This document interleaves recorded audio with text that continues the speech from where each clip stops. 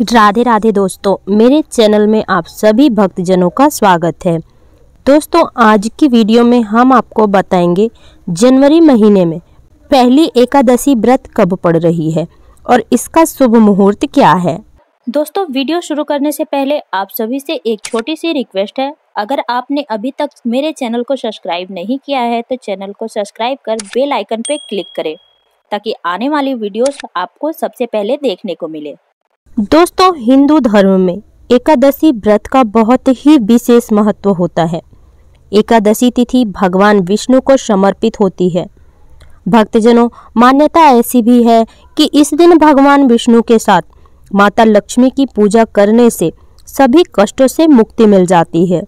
श्री हरि की कृपा से भक्तों की मनोकामना पूरी होने की भी मान्यता है। दोस्तों, आइए हम आपको बताते हैं पुत्रदा एकादशी व्रत कब रखा जाएगा। दोस्तों, पौष पुत्रदा एकादशी 13 जनवरी 2022 को है। पौष पुत्रदा एकादशी की तिथि 12 जनवरी को शाम में 4:49 पर शुरू होकर जनवरी 13 को शाम में 7:32 पर समाप्त होगी।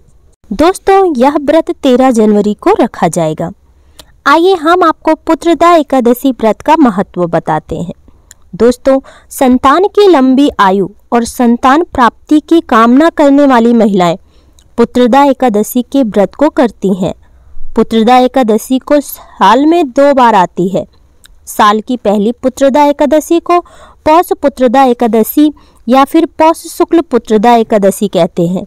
यह एकादशी दिसंबर या जनवरी महीने में आती है। दूसरी पुत्रदा एकादशी को श्रावण पुत्रदा एकादशी कहते हैं। यह जुलाई या फिर अगस्त के महीने में आती है। दोस्तों, एकादशी पूजा विधि हम आपको बताते हैं। सुबह जल्दी उठकर स्नान करना चाहिए। इसके बाद विष्णु स्तोत्रम का पाठ करना चाहिए। व्रत के दिन अनाज या चावल का बिल्कुल भी सेवन नहीं करना चाहिए। पूरे दिन भगवान विष्णु का ध्यान लगाना चाहिए।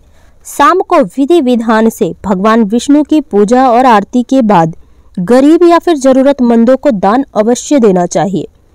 दोस्तों, पौष पुत्रदा एकादशी के दिन ओम नमो भगवते वासुदेवाय मंत्र का जाप जरूर करें।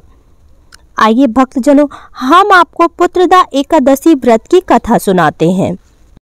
दोस्तों, भद्रावती राज्य के सुकेतुमान नाम का एक राजा राज्य करता था। उनकी पत्नी सैव्या थी।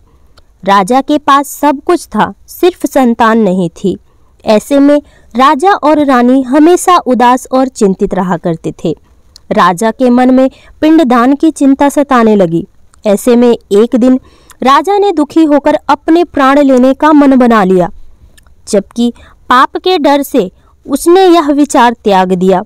राजा का एक दिन मन राजपाठ में भी नहीं लग रहा था, जिसके कारण वह जंगल की ओर चले गए। राजा को जंगल में पक्षी और जानवर दिखाई दिए। राजा के मन में बहुत ही बुरे विचार आने लगे। इसके बाद राजा दुखी होकर एक तालाब के किनारे बैठ गए। तालाब के किनारे ऋषि मुनियों के आश्रम बने हुए थे। राजा भी वहां आश्रम में गए और ऋषि मुनि को देखकर बहुत ही प्रसन्न हुए। उन्होंने कहा कि राजन, आप अपनी इच्छा बताएं। राजा ने अपने मन की चिंता मुनियों को बताई। राजा की चिंता सुनकर मुनि ने कहा कि एक पुत्रदा एकादशी है। मुनियों ने राजा को पुत्रदा एकादशी का व्रत रखने को कहा। राजा वे उसी दिन से इस व्रत को रखने लगे और द्वादशी को इसका विधि विधान से पारण किया। इसके फलस्वरूप रानी ने कुछ दिनों बाद गर्भ धारण किया और 9 महीने बाद राजा को बहुत ही सुंदर पुत्र की प्राप्ति हुई। दोस्तों, जिन लोगों के पास संतान नहीं है या फिर संतान की खुशी के लिए वह इस व्रत को अवश्य करें, उनको जरूर ही लाभ मिलेगा। भक्तजनों, अगर वीडियो पसंद आई है तो वीडियो को लाइक करना ना भूलिएगा। आपके एक लाइक से हमें मोटिवेशन मिलती है। मिलते हैं कुछ अगली जानकारियों के साथ। तब तक के लिए राधे राधे, नमस्कार।